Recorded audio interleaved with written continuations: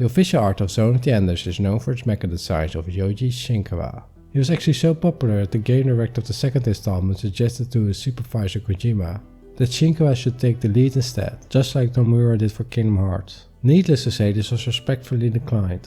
The first game in the series details the story of a boy named Leo, a colonist from Jupiter who accidentally finds himself piloting the orbital frame Jehuty, a name derived from an Egyptian sun god that stood beside Ra, dealing judgment on the dead.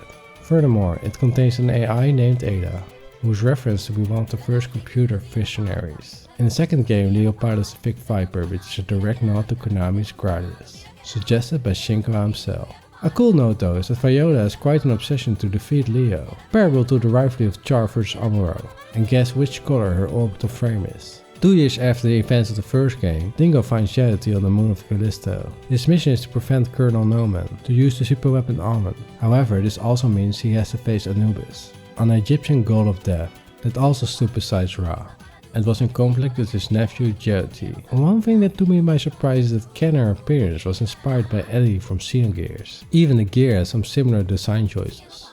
That said, the mecha designs have aerodynamic body parts, humanoid appearances, and were original for its time. While most mecha franchises have their pilot cockpits in either the chest, gut or head for best protection, G-force reduction and stability, Shinkawa went quite literal. Anyways, his art style focuses on black silhouettes. Furthermore, he likes to add square-shaped plates and illuminating parts to the frame's surfaces. This is to show the energy flow through the machine, and making them not only futuristic, but otherworldly as well.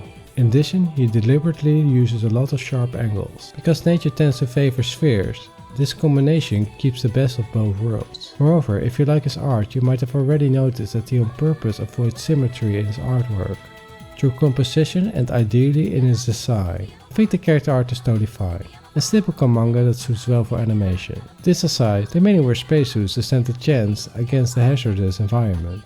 Okay, except for Leo, he's too cool for that. I think these latex based suits with enforced shoulder pads fit well in the Mecha franchise. They put a lot of thought into making them more believable. I think I can safely say that the female suits are the most interesting. In case of Viola, they added high heels, which in my eyes don't serve a function, but are definitely a good addition to her character.